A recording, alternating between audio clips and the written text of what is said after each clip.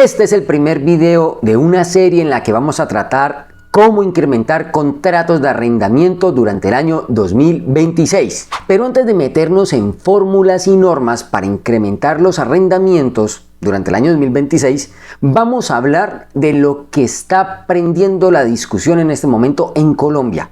Y es la brecha que existe entre el porcentaje del salario mínimo decretado por el gobierno y el porcentaje de lo que será el IPC. Y esta diferencia de los porcentajes de salario mínimo y del IPC va a terminar dañando la relación entre propietarios, inquilinos e inmobiliarias si no se maneja con inteligencia.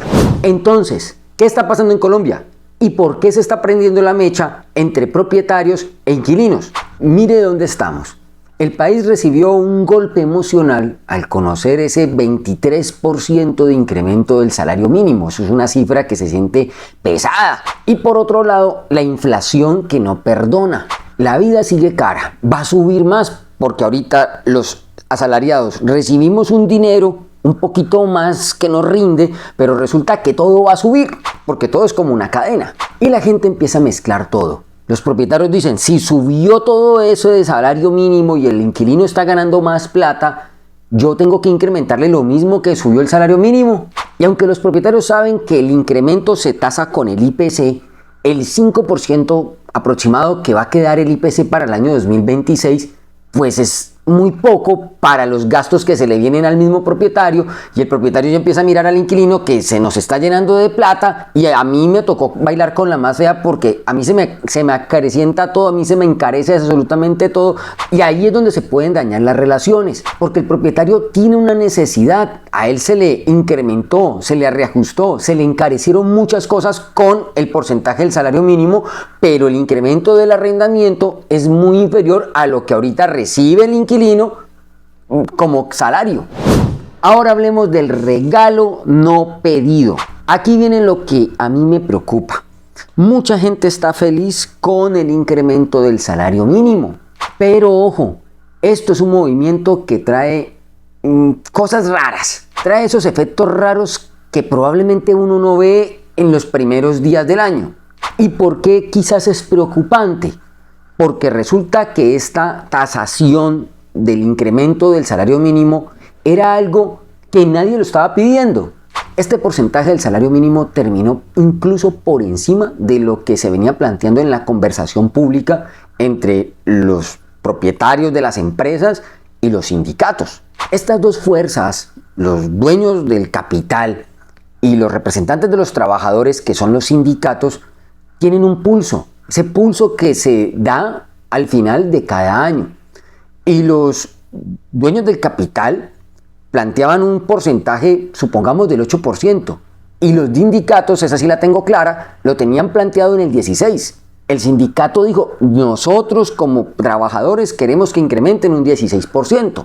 Normalmente cuando los sindicatos se sientan a negociar, pues no parten de lo bajito, parten de lo mucho. Y el mucho era el 16%. Es decir, que dentro de ese 16 estaba contemplado cuánto se iba a bajar. Lo esperado era que el salario mínimo no incrementara hasta el 16%. No iba a ser. Los industriales no iban a conceder el 16%, pero iban a llegar a un punto medio.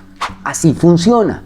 Pero en este caso en particular, llegó el presidente y dijo, pues no. Ya no les voy a dar el 16 siquiera, que es lo máximo que estaban pidiendo los sindicatos, máximo con margen de negociación, sino que ahorita les clavó el 23%. Pues se los clavó a los dueños del capital, a los dueños de las empresas, a los empresarios, al que tiene las grandes fábricas o hasta el tendero que emplea a una persona que le ayude a subir los bultos. Alguien está entregando un porcentaje que nadie le estaba pidiendo. ¿Y qué pasa cuando esto ocurre? Pues la conversación social se recalienta. El propietario dice, a mí se me suben costos por X valor, pues así mismo va a subir los costos al arrendamiento. Allí es donde empiezan los choques entre propietarios e inquilinos, entre arrendadores y arrendatarios. Se contamina todo. La inflación va a empezar a comerse los costos del propietario y eso va a empezar a crecer desde ahora. Así que, pues yo no es que entienda mucho de macroeconomía, pero lo que sí sé es que va a haber más dinero circulando, las cosas van a aumentar de precio y el propietario solamente puede incrementar al precio del arrendamiento un 5%, un poquito más. Ahora llevemos esto al mundo real de los arrendamientos. Propietario, si usted siente la presión de subir un poquito más, no está loco. Y aquí vale la pena traer un poquito de memoria. Hemos venido de dos ayudas que los propietarios le han dado a los arrendatarios. Ayudas que surgieron por la pandemia. La primera de ellas, en la pandemia, los propietarios bajaron mucho, se desprendieron de mucho dinero, le dijeron, no señor, no se preocupe, señor inquilino, manténgase aquí, y se le rebajó. Y después, 1 o 2 años después, llegó un IPC del 13.12%. Y todo el mundo pegó el grito en el cielo, ¿cómo van a incrementarse los precios de los arrendamientos en el 13.12%? Y los propietarios, ¿qué hicieron? Bajaron porque dijeron, vamos a ser conscientes con los inquilinos y le vamos a aumentar solamente, digamos, la mitad. Los propietarios ayudaron, muchos ayudaron a sus arrendatarios. Y esto afectó a los propietarios porque al haber hecho rebajas sobre el canon de arrendamiento, el valor del precio en el tiempo se fue bajando y los arriendos incluso empezaron a incrementarse sobre una base muy baja. A mí sí me consta que muchos propietarios le han ayudado a los arrendatarios después de pandemia. La pregunta es, el inquilino que ahora va a tener que incrementar un 5.3% aproximadamente del arriendo, pero que va a recibir 23% de salario, va a sentarse y le va a decir, señor propietario, yo estoy consciente de esta brecha, yo le voy a ayudar a usted y voy a incrementar un poco más del IPC. Pero el punto es este, los arriendos, los incrementos no se manejan con emociones, se manejan con método.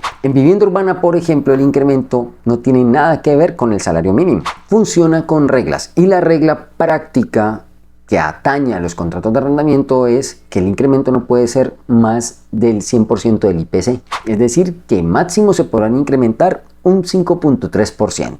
A modo de ejemplo, si un precio de un arrendamiento es de 1.000.000 de pesos y llega el momento de la renovación y toca que reajustarlo, el incremento será aproximadamente 53.000 pesos. Pero muchos propietarios no están viendo los 53.000 pesitos. Los propietarios están viendo es cuánto ahorita se va a ganar el inquilino con ese porcentaje tan amplio del incremento del salario mínimo. Si ves, ya se empieza a calentar la conversación sobre incrementos. Y por eso esta serie sobre cómo incrementar contratos de arrendamiento durante el año 2026 es importante que tú la veas, para que tú no improvises, no te vayas a la pelea y no tomes decisiones por rabia. Suscríbete a este canal de una vez para que no te pierdas esta serie completa, porque vamos a hablar de estrategia para incrementar los contratos de arrendamiento, incluso hasta por encima del IPC.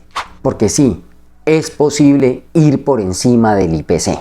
Claro que también vamos a hablar de cuál es el término legal básico y puro, es decir, el incremento del IPC. Cómo hacerlo, cuándo hacerlo, cómo notificarlo. Vamos a hablar de los conjuntos residenciales, de las propiedades horizontales. Allí sí va a haber una calentura tenaz, porque los incrementos de las cuotas de administración van a ser muy elevados y hay muchos propietarios que por flojera y por pereza inmobiliarias que cogieron y mezclaron canon de arrendamiento y cuota de administración. Y la cuota la van a incrementar sobre el salario mínimo a partir del 1 de enero.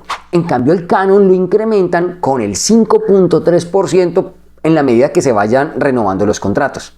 Con esto de los incrementos de las cuotas de administración, se calienta la mitad de los problemas. Vamos a hablar del valor del dinero en el tiempo. ¿Cómo diablos terminaron muchos propietarios por hacer rebajas, concesiones especiales y ayudar a los inquilinos con un canon de arrendamiento muy bajito? Por eso es que los propietarios lo único que les resulta como idea es, ay, saquemos al inquilino porque tengo que alquilarlo más caro.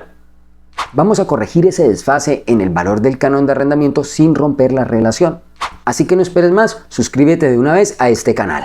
Ahora, para que nosotros no nos enredemos la vida con tantos economistas de TikTok, todo lo que mandan en cadenas de WhatsApp y todos los chismes, pues lo que vamos a hacer es coger una calculadora de incrementos que yo te voy a regalar y la vas a encontrar en la descripción de este video. Vas a hacer clic en ella y vas a poder calcular cuánto va a quedar tu canon de arrendamiento durante el año 2026. Es totalmente gratis esta calculadora, tú metes los datos que te piden allí y podremos incluso, como ya te lo dije, buscar la manera de incrementar el valor del canon de arrendamiento por encima de lo que marcaría el IPC. Ve ya mismo a la calculadora de incrementos y te espero en el próximo video de Derecho Inmobiliario. ¡Chao!